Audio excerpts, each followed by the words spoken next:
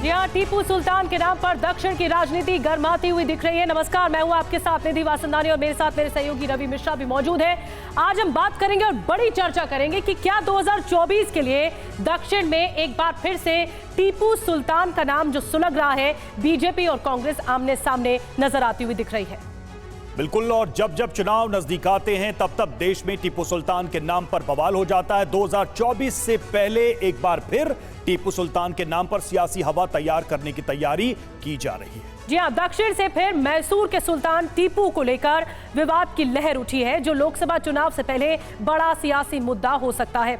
विवाद की शुरुआत कर्नाटक से ही हुई है, जहां कांग्रेस ने टीपू सुल्तान के नाम पर मैसूर एयरपोर्ट का नाम रखने का प्रस्ताव विधानसभा से पास करा लिया है। जी हाँ, और जिसका बीजेपी ने कड़ा विरोध किया तो हिंदूवादी संगठनों ने भी विरोध प्रदर्शन का ऐलान कर दिया है। उधर वीएचपी कांग्रेस पर तुष्टीकरण का आरोप लगा रही है। जी हाँ, और ऐसे में सवाल यह है कि 2024 में टीपू सुल्तान क्या बड़ा मुद्दा बनने वाला है, और 2024 के लोकसभा चुनाव के लिए दक्षिण का सबसे बड़ा मुद्दा क्या टीपू सुल्तान पर ही सियासत होगी। तो शुरुआत बड़ी खबर से करते हैं। कर्नाटक में टीपू सुल्तान पर फिर विवाद है। मैसूर एयरपोर्ट का नाम बदलने को लेकर यह विवाद पनपा है। एयरपोर्ट का नाम टीपू सुल्तान रखने का प्रस्ताव विधानसभा से पास किया गया है। कांग्रेस विधायक प्रसाद अबाया ने विधानसभा में दरअसल ये प्रस्ताव रखा था। बाकी 4 एयरपोर्ट के नाम भी बदलने का प्रस्ताव रखा, लेकिन एक एयरपोर्ट के नाम पर विवाद है। वो है उस एयरपोर्ट का नाम टीपू सुल्तान रखने पर विवाद खड़ा हो गया है। बीजेपी विधायकों ने इसका कड़ा विरोध किया है।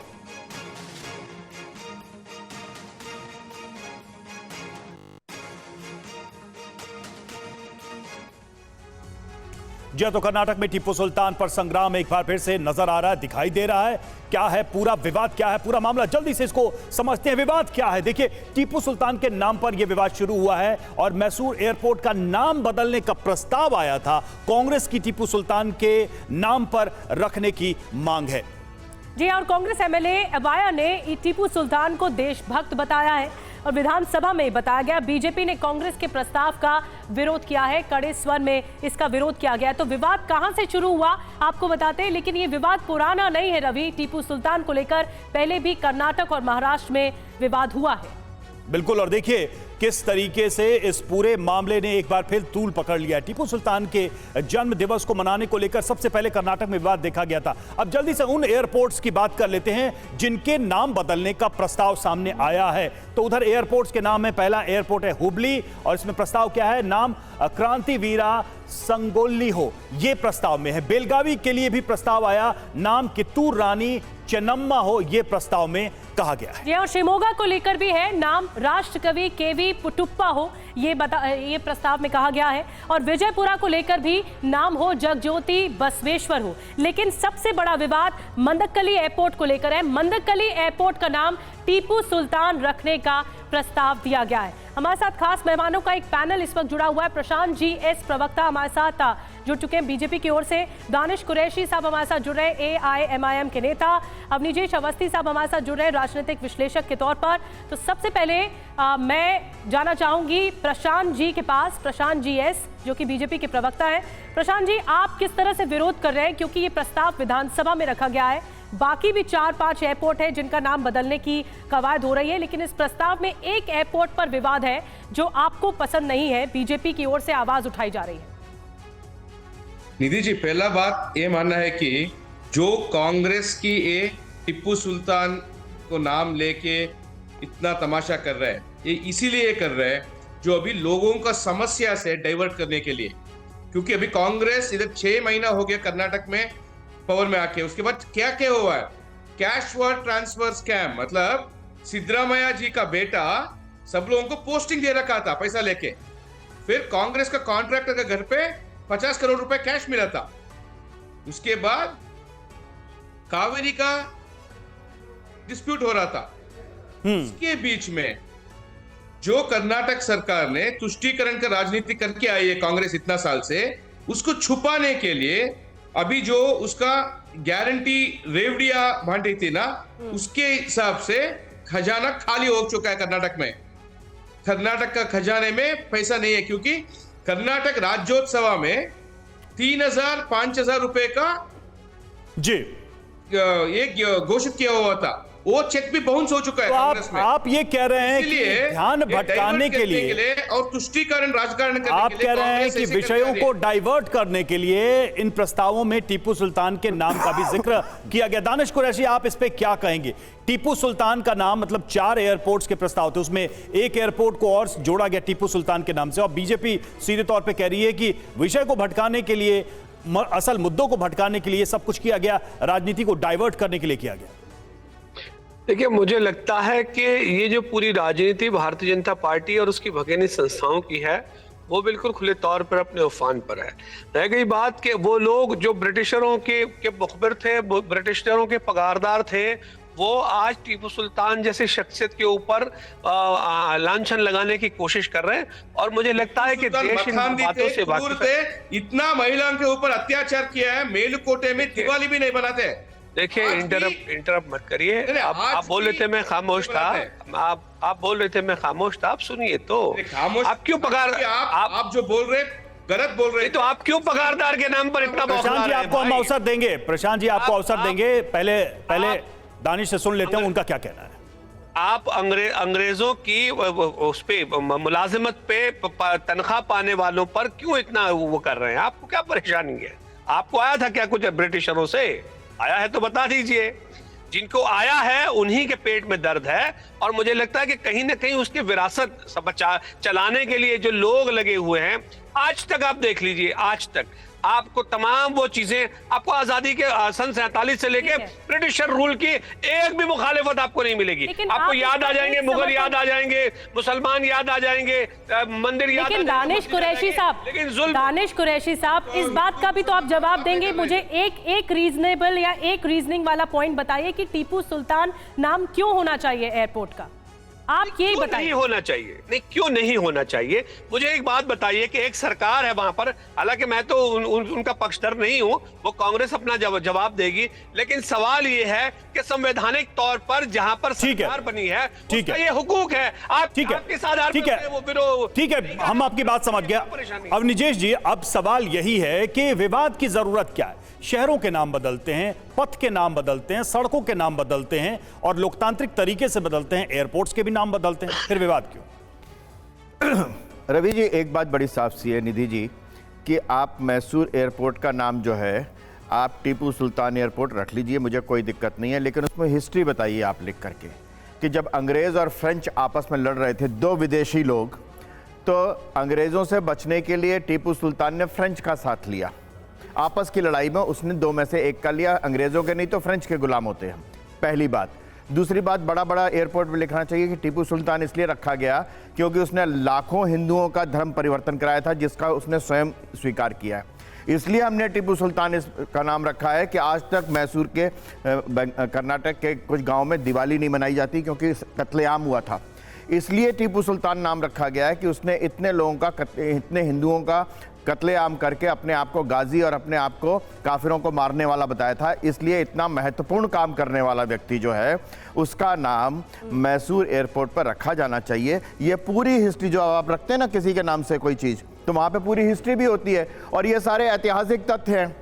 उसके अपने हाथ का लिखा हुआ, उसके अपने हाथ का लिखा हुआ खत है, उस खत को वहाँ पर एक तरफ इतिहास में बताना चाहिए कि ये ऐसा इतिहास में, तो ये भी तर्क दिया जाता है ना अवधेश जी कि भाई टीपू सुल्तान की उपलब्धियां क्या रही हैं। दूसरा पक्ष तो यही कहता, हम लौटेंगे उस पर, कि इस तरीके से 2 पक्ष बटे हुए हैं। नहीं, 2 पक्ष नहीं है ना इसमें आप सीधी सी बात यह है कि जो लोग कहते हैं ना कि धर्मनिरपेक्षता की राजनीति करते हैं, जिस व्यक्ति ने लाखों हिंदुओं का धर्म परिवर्तन कराया, लाखों हिंदुओं का कत्लेआम कराया, कर्नाटक में आज तक दिवाली तक नहीं मनाई जाती, ये धर्मनिरपेक्षता का प्रतीक है। बीजेपी कह रही है वो धर्मनिरपेक्षता का प्रतीक हो सकता है। बीजेपी भी यही बात कह रही है, जिस तरह से आपने बात रखी कि ये मुद्दा पोलराइज करने की कोशिश हो रही है, ध्रुवीकरण की राजनीति हो रही है, और ये राजनीति ठीक नहीं है, इसीलिए बीजेपी विरोध कर रही है। लेकिन कांग्रेस के अपने तर्क है, अपने यहाँ पर तर्क और दलीलें सामने आई है। लेकिन एक बड़ी बात ये, वीएचपी ने, विश्व हिंदू परिषद के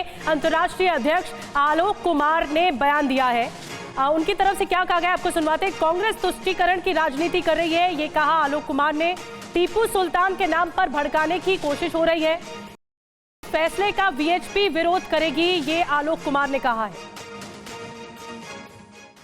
करण की राजनीति पे चल रही है। इनके प्रधानमंत्री मनमोहन सिंह जी ने कहा था कि भारत के संसाधनों पर पहला हक मुसलमानों का है। कुछ इसी तरह का वक्तव्य मुख्यमंत्री जी के नाम से भी आया है। उन्होंने खंडन किया है, पर मुसलमानों का तुष्टीकरण करना, जब ये मंत्रिमंडल बना था तो गौ हत्या पर प्रतिबंध के मुकदमे पर पुनर्विचार का बयान दिया गया था। जब हिंदू रोष उमड़ा तो उन्होंने वो बयान वापस ले लिया था। वैसा ही भड़काने वाला ये बयान है कि मैसूर एयरपोर्ट का नाम टीपू सुल्तान के नाम पे रखेंगे।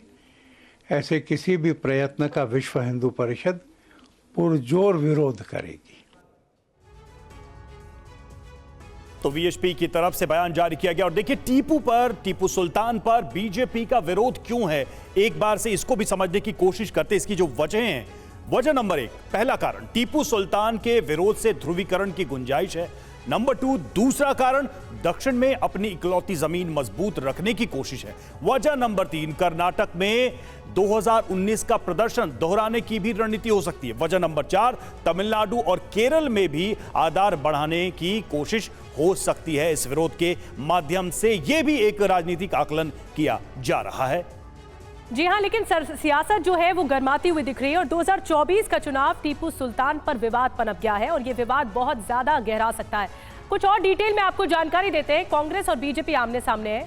टीपू सुल्तान के जरिए मुस्लिम वोट पर नजर, विरोध के जरिए हिंदू वोट को साधने की कोशिश। देखिए कांग्रेस क्या कह रही है और बीजेपी क्या कह रही है। अब जरूरी बात क्या है, 2019 के चुनाव में कर्नाटक में बीजेपी को 25 सीटें मिली थी और इसके अलावा कांग्रेस को सिर्फ 1 सीट ही मिल पाई थी। ये 2019 का चुनाव आपको बता रहे हैं। अब सवाल क्या है, क्या 2024 से पहले टीपू सुल्तान को मुद्दा बनाने की तैयारी की जा रही है? टीपू सुल्तान के जरिए कौन सियासी जमीन तलाश रहा है, ये सवाल है।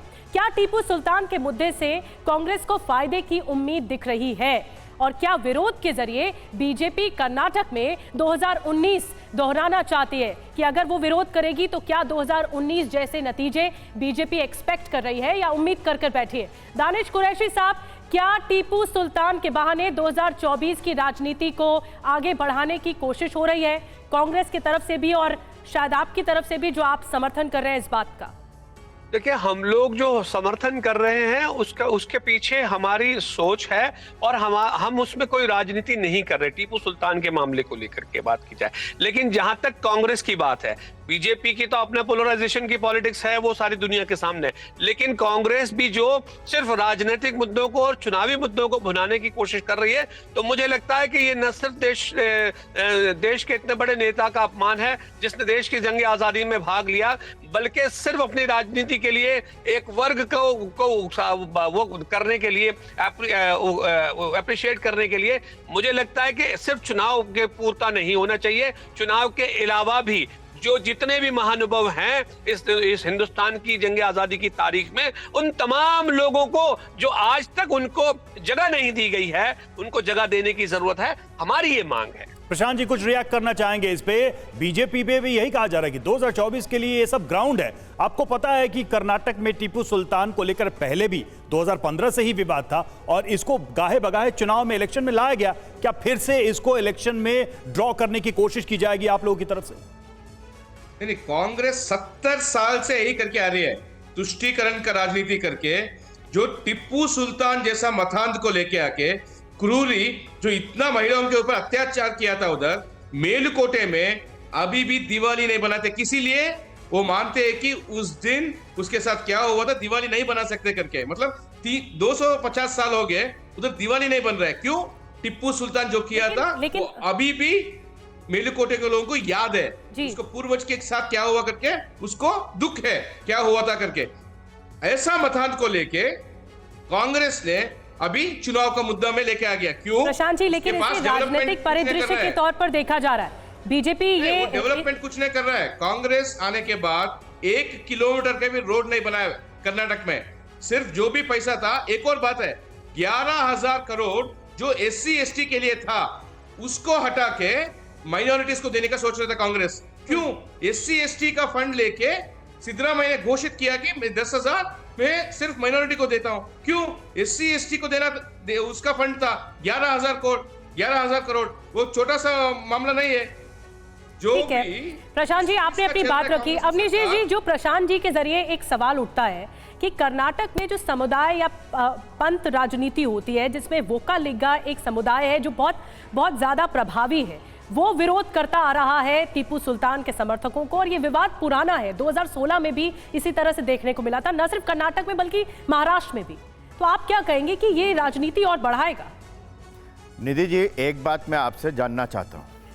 आपने अपने आकलन में, विश्लेषण में कहा कि टीपू सुल्तान का समर्थन करके पोलराइजेशन कांग्रेस करना चाहती है एक समुदाय का या मुस्लिम वोटों का, और बीजेपी हिंदू वोटों का। सांप्रदायिक सिर्फ बीजेपी है, कांग्रेस धर्मनिरपेक्ष पार्टी का तमगा लेकर के आप सब लोगों के सामने चलती है। कांग्रेस धर्मनिरपेक्ष हो गई, वो मुस्लिम राजनीति करे, मुस्लिम वोटों का तुष्टीकरण करे तो वो धर्मनिरपेक्ष हो सकती है। लेकिन अगर बीजेपी कहती है कि ऐसे व्यक्ति का, टीपू सुल्तान, जिसके बारे में अभी प्रकाश जी ने बताया कि आपने कहा कि 2015 से 250 सालों से दिवाली नहीं मन रही है वहां पर, उसकी कोई फिक्र नहीं है आपको?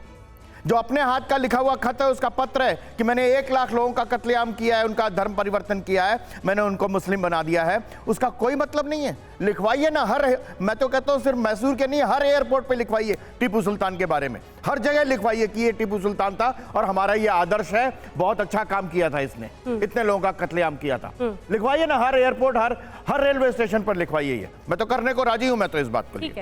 ठीक है, चलिए एक बार और ज्यादा थोड़ा विस्तार से जान लेते हैं दर्शकों की समझ के लिए कि ये जो पूरा विवाद है वो क्यों है। टीपू सुल्तान को लेकर जो विवाद पनपता है वो बार बार क्यों सामने आता है। रवि इसकी डिटेल बता रहे हैं। रवि।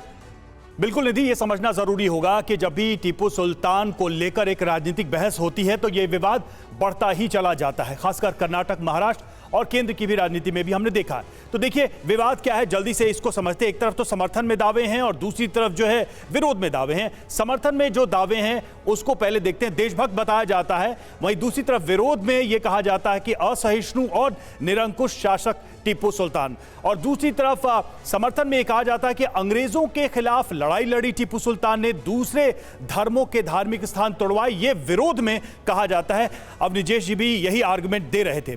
समर्थन में कहा जा रहा है कि मंदिर और मस्जिद बनवाए भी टीपू सुल्तान ने, जबकि विरोध में यह आर्गुमेंट रहता है कि जबरदस्ती धर्म परिवर्तन कराया टीपू सुल्तान ने। समर्थन में कहा गया कि मैसूर में सिक्के की शुरुआत टीपू सुल्तान की तरफ से की गई, तो विरोध में यह कहा गया जाता है कि कई लोगों को फांसी पे लटकाया गया, आदेश जारी किया गया टीपू सुल्तान की तरफ से। महिलाओं के खिलाफ कुप्रथा को बंद कराने का श्रेय टीपू सुल्तान को दिया जाता है एक पक्ष की तरफ से, तो दूसरी तरफ कहा जाता है कि कालीकट में भारी तबाही मचाई गई टीपू सुल्तान के द्वारा। अब निजेश जी, यही सवाल मेरा आपसे है। ये दो पक्ष, में बार बार कह रहा हूं, दो तरह के तर्क हैं, एक हिस्टोरिकल कैरेक्टर और उसके दो अलग अलग तर्क हैं। आप क्या कहना चाहते हैं कि एक जो विरोध में बात कही जा रही है उसी के आधार पर टीपू सुल्तान का जो दूसरे तर्क हैं उन सबको खारिज कर दिया जाए?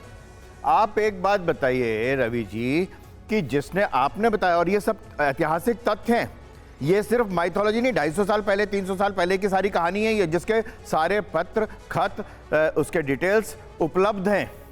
अभी प्रकाश जी ने बताया कि फला गांव में दिवाली 250 साल से नहीं मनाई जाती, ये भी तथ्य है। इन तथ्यों के पश्चात जिसने इतने लोगों का नरसंहार किया हो, वो व्यक्ति जिस समुदाय का, जिस संप्रदाय का, जिस पार्टी का, जिस राजनीतिक दल का आदर्श हो सकता है, उसके भारत के संविधान में उस पार्टी और दल को क्या कहा जाना चाहिए, ये आप मुझे बताइए, पहली बात। दूसरी बात कहा कि वो देशभक्त था। अरे देशभक्त नहीं था, उसके राज्य पर अंग्रेजों और फ्रेंच के बीच में लड़ाई थी कि कौन करेगा शासन उस पर, कौन उसको हथियाएगा। उसने फ्रेंच से सहायता लेकर के अंग्रेजों के खिलाफ लड़ी। देशभक्त हो क्या वो? ऐसा व्यक्ति देशभक्त हो सकता है? जान लेते हैं, दानिश कुरैशी से जान लेते हैं। अपनी गद्दी बचाने के लिए उसने लड़ाई लड़ी, उसको देशभक्त क्या देंगे आप? दानिश कुरैशी साहब, जो काले पानी की सजा पाई। अब निजेश जी आऊंगी मैं आपके पास। दानिश कुरैशी जी, आप टीपू सुल्तान को देशभक्त कह रहे हैं, समर्थन के अपने दावे हैं और विरोध के भी अपने दावे हैं, लेकिन आप कैसे देखते हैं टीपू सुल्तान को? क्या आपके लिए देशभक्त है? अरे बिल्कुल है, उसमें कोई किसी के कहने से कुछ नहीं होता। देखिए मैं आपको एक बात बताऊं, अभी हम वर्तमान स्थिति की बात करें, छोड़ दीजिए 200 साल 250 साल की बात। आप मुझे ये बता दीजिए देश के प्रधानमंत्री पूर्व प्रधानमंत्री के बारे में क्या कहते हैं। इसलिए सत्ता के दौर में हर बार लोगों के बदलाव रहे हैं और रहते हैं। आने वाले दिनों में आप देखेंगे लोग मोदी जी की आज की पॉलिसी को चाहे कितना भी अप्रिशिएट करते हो, लोग उनको क्रिटिसाइज करने वाले भी मिल जाएंगे। 25 साल 10 साल 15 साल 30 साल बाद आपको ये देखने में नजर आएगा। इसलिए जिनका काम है विरोध करना, वो विरोध तो विरोध की आवाज ये कहती है कि टीपू सुल्तान ने हजारों लोगों का नरसंहार किया, हजारों लोगों का धर्म परिवर्तन कराया, ये विरोध की आवाज कह रही है। इसको कैसे आप काउंटर करेंगे कि फिर क्यों उसका गुणगान किया जा रहा है, एयरपोर्ट का नाम क्यों रखा जा रहा है, ये विरोध किस स्वर है? देखिए, महिलाओं के ऊपर जिस तरीके के अत्याचार किए गए उनके दौर में, उस जिस तरह से उन्होंने उस पर कवर किया, जिस कुप्रथा को उन्होंने खत्म किया, और जो अवस्थी साहब जो कह रहे हैं जंगे आजादी की लड़ाई में, चलिए टीपू सुल्तान ने किसी का फ्रेंच का सहयोग लिया या किसी का विरोध किया, लेकिन मुझे ये बताइए कि वो जो आप जिनके पक्षधर हैं वो तो तनख्वाह पा रहे थे, उस पे क्या कहना है आपका? वो तो आपके लिए एंकर हैं। आप देखिए देश के पार्लियामेंट के मेंबर तो ये कहती है कि जिसने महात्मा गांधी का कत्ल किया वो अच्छे थे, फिर बाद में माफी मांगनी पड़ती है। मतलब ये तो इनके दोहरे चरित्र हैं, इनके दोहरे चरित्र हैं। और बहस को डिरेल मत करिए, आपको बहस को डिरेल मत करिए। प्रशांत जी कुछ कहना चाहते हैं? याद है ना, 200 साल पहले याद है, सरदार पटेल की पिटाई याद है अच्छी तरीके से, कैसी पिटाई हुई? अभी बीच में मत बोलिए, बीच में पाकिस्तान बनाना चाहते थे हैदराबाद को। अवस्थी साहब बीच में मत बोलिए। मध्य पाकिस्तान बना रहे थे ना तुम लोग। तो मैं आपसे रिक्वेस्ट करूंगी दानिश कुरैशी साहब और अवनीश अवस्थी साहब, बहस को डिरेल मत करिए। बहस हो रही है, डिरेल उन्होंने किया। ठीक है, मैं प्रशांत जी से जवाब लूंगी, वो कुछ अगर वो कहेंगे तो जवाब दूंगा, पूरा जवाब दूंगा उनको मैं। नहीं, ऐसा कैसे बिना बीच में इंटरप्ट करेंगे तो अवस्थी साहब मैं नहीं बोलने दूंगा फिर आप। अरे तो मैं भी नहीं बोलने दूंगा आप आपको। इस तरह जहालत करेंगे तो फिर नहीं बर्दाश्त किया जाएगा। अरे पेंशन तनख्वाह तुम लेते रहे, पेरोल पे अंग्रेजों के तुम लोग रहे, हमें कहते हो रजाकरों ने। तुम्हारे पास सरदार पटेल ने जब पिटाई लगाई तब भागे यहाँ से। तुम्हारे पूर्वजों के कह रहे थे मध्य पाकिस्तान हैदराबाद पाकिस्तान में जाएगा। आपके पास टीपू सुल्तान। नहीं, देखिए दानिश साहब रुक जाइए, हमारा विषय अलग है, हम टीपू सुल्तान पे बात कर रहे हैं। मुझे भी बीजेपी प्रवक्ता प्रशांत जी के पास जाना पड़ेगा। कुछ कह रहे हैं, रिएक्ट कर रहे हैं। प्रशांत जी बोलिए। दो मामला है। पहला 1770 में टिप्पू सुल्तान ने जफर शाह को एक लेटर लिखा था, क्या करके, इधर जो कर्नाटक में कन्नड़ा भाषा चल रही है उसको हटा के मैं पर्शियन लेके आता हूं, फिर मैं इतना लोगों को धर्म परिवर्तन कर चुका हूं इधर करके लेटर लिखा है। वो तो इतिहास में है, अभी भी टिप्पू सुल्तान लाइब्रेरी जो भी है म्यूजियम में उसमें जाके देखो, वो चिट्ठी सब मिल जाएगा। उसके बाद जो भी हमारा पेंशन के बारे में बात कर रहे थे ना, ये रजाकर लोगों ने 1948 तक इंडिया से मिलने वाले नहीं थे, ये पाकिस्तान से जुड़ने वाले थे। सरदार वल्लभ भाई पटेल नहीं होता तो और पेंशन के नाम पर टेंशन हो जाता, भारत को छोड़ के रखते थे। ये रजाकर लोगों से, ठीक है, रजाकर मुद्दा नहीं है हमारा, हम हैदराबाद पे बहस नहीं कर रहे हैं अभी। तो प्रतिनिधि है ये रजाकर है, ये बेटी है, ये रजाकरों के प्रतिनिधि है यहाँ पर। आप सभी ने अपनी बात रखी, दानिश कुरैशी साहब, प्रशांत जी और अवनीश अवस्थी जी। मैं आप लोगों का ध्यान खींचना चाहूंगी इस विवाद की ओर। टीपू सुल्तान पर जो विवाद हुआ वो कब हुआ, कुछ ग्राफिक्स के जरिए कुछ डिटेल हम आप तक पहुंचाना चाहेंगे। देखिए जरा, 10 नवंबर 2016, ठीक है, उस सिद्धारमैया सरकार ने टीपू सुल्तान का जन्मदिन मनाया, जो कि कांग्रेस की तत्कालीन सरकार रही, अभी भी कांग्रेस की सरकार है कर्नाटक में। जनवरी 2022 महाराष्ट्र में टीपू सुल्तान पर विवाद पनपा। रवि, बिल्कुल, महाराष्ट्र से ये विवाद आगे बढ़ा। जनवरी 2022 में ही खेल के मैदान का नाम टीपू सुल्तान के नाम पर रखने को लेकर यह विरोध शुरू हुआ। तो अक्टूबर 2022 में मामला आया, टीपू एक्सप्रेस का नाम बदलकर वोडेयार किया गया और इससे भी यह विवाद गरमाया। जी हाँ, फरवरी 2023 की तारीख आपको याद दिला दे, कर्नाटक बीजेपी अध्यक्ष नलिन के बयान पर बवाल मच गया कर्नाटक में। टीपू सुल्तान के वंशजों को जंगल में भेज देना चाहिए, ये उनकी तरफ से कहा गया। फिर मई 2023 में टीपू सुल्तान की मौत पर दावे का विरोध किया गया। बिल्कुल, और देखिए मई 2023 की बात करें, टीपू सुल्तान को वो कालीगा नेताओं ने मारा, ये बीजेपी ने दावा किया था और ये इस तरह से हमेशा ये विवाद जरूर रहा है। दानिश साहब, लेकिन एक सवाल मेरा ये है कि जब सरकार को यह पता है कि 2016 से लेकर टीपू सुल्तान को लेकर जब भी किसी ऑफिशियल अनाउंसमेंट की बात की जाती है तो विवाद होता है, क्या सरकार ने जानबूझ के टीपू सुल्तान के नाम को फिर से एक पॉलिटिकल डिबेट में घुसाने की कोशिश की थी? अभी तो नई सरकार है, पुराने जो वादे किए चुनाव में उसको पूरा करने का समय था, इसकी आवश्यकता थी क्या? 4 एयरपोर्ट के नाम बदल रहे थे, एक टीपू सुल्तान का भी जोड़ा, ये जानते हुए कि उनके रेजिम में हर बार यह विवाद उठाया जाता है।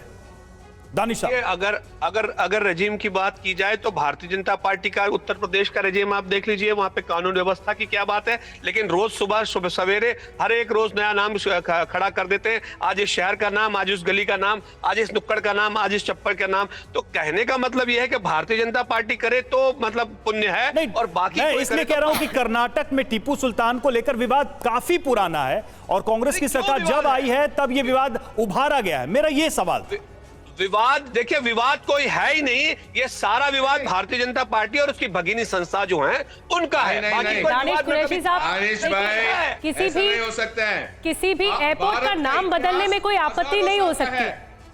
भारत का इतिहास हजारों को साल का है, सिर्फ 200-300 साल। मैं यही कह रहा हूं, मैं यही कह रहा हूं कि मुगलों का किसी को नहीं है। आपत्ति नहीं होनी चाहिए। अगर 70 सालों से ऐसा पढ़ा के आए हो लोगों को, तो फिर मैं ये कह रहा हूं कि मुगलों ने भारत को बनाया।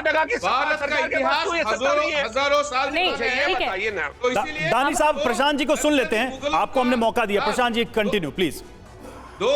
गद्दारी मुगलों का राज 200 या 300 साल था। क्या सब शहर का नाम मुगलों के नाम पे रखना चाहिए क्या? क्यों? भारत का इतिहास 1000, 2000, 5000 साल से बड़ा है। ठीक है, क्यों? बिना लाग लपेट के अवनीश जी ये जरूर बताइए, लोगों का है क्या? जब इतना पुराना विवाद हो और बीजेपी और कांग्रेस आमने सामने हो और ये विवाद इतना लंबा खिंचा हो, उसके बाद भी क्या ये विधानसभा में प्रस्ताव ला, मैं प्रशांत जी आऊंगी आपके पास, विधानसभा में इस तरह का प्रस्ताव लाना क्या ऐसा नहीं है विवाद को हवा देना है वापस दोबारा, क्योंकि चुनाव है 2024 के दहलीज पर सभी है, तो क्या ऐसा लगता है कि ये विवाद बहुत ज्यादा आगे जाएगा और इससे पोलराइजेशन बढ़ेगा? मुझे पोलराइजेशन जैसा शब्द मुझे उसका मतलब अर्थ मालूम नहीं है, लेकिन ये विवाद कौन करके लाया? कांग्रेस की सरकार। भारतीय जनता पार्टी तो शुरू से विरोध कर रही है ना, उसने अपनी तरफ से टीपू सुल्तान के विरोध में कोई प्रदर्शन किया हो, कुछ किया हो, तो ये शुरुआत किसने की? कांग्रेस पार्टी ने की। किस लिए की? आपने कहा कि उससे मुस्लिम समुदाय का वोट मिलता है, तो ये कौन कर रहा है पोलराइजेशन की? आपके शब्दों में पोलराइजेशन की पॉलिटिक्स कांग्रेस पार्टी कर रही है। इसके बावजूद ये तमाम लोग कहते हैं कि धर्मनिरपेक्ष पार्टी है, वो इंडिया अलायंस वाले हम सांप्रदायिक शक्तियों के खिलाफ खड़े हैं। यह है देश की हकीकत। लेकिन अवनीश जी, कहावत तो यह है कि नाम में क्या रखा है, लेकिन ऐसा लगता है कि राजनीति में नाम में ही सब रखा है। नाम में क्या रखा है? कौन सी कहावत है ये? शेक्सपियर के कोट है कि व्हाट इज इन नेम। ये शेक्सपियरों का देश नहीं है, ये कालिदास का देश है। ठीक है, दानिश कुरैशी साहब, एक आखिरी कमेंट आपसे, ये विवाद को क्या जानबूझकर हवा दी जा रही है? इससे पहले भी ये विवाद खड़ा हो चुका है, तत्कालीन कांग्रेस की सरकार के समय भी 2016 से खिंचा आ रहा है, क्या जरूरत थी इस बात की? कि मुझे लगता है कि कांग्रेस ने बहुत नाइंसाफी की है। इतनी देर आजादी के बाद जिन चीजों को पहले सुधार करने की जरूरत थी, वो आज 60-70 साल के बाद में उन चीजों में घुस के राजनीति कर रही है। ये अफसोसनाक है। Prashant ji, closing comment 10 seconds. वही बोलो, जो कांग्रेस टीपू सुल्तान को चुनाव का मामले में लेके जा रहे हैं ना, क्योंकि हमारा जो भी स्कीम है, प्रधानमंत्री आवास योजना, जल जीवन मिशन, किसान सम्मान योजना, आयुष्मान भारत, किसी स्कीम में भी हमने हिंदू मुसलमान करके भेदभाव नहीं किया है, सब लोगों को मिल के। आप सेंट्रल गवर्नमेंट का हिसाब देखा तो आवास योजना में ज्यादा। चलिए ठीक है, हमारे पास समय इतना ही था। प्रशांत जी बहुत बहुत शुक्रिया, दानिश आपका भी बहुत बहुत शुक्रिया, अवनीश जी आपका भी बहुत बहुत शुक्रिया इस चर्चा में हिस्सा लेने के लिए। तो कर्नाटक में एक बार फिर से टीपू सुल्तान के नाम को लेकर यह विवाद शुरू हो गया है। देखना है कि क्या यह विवाद यहीं थमता है, फिर ये आगे बढ़ता है।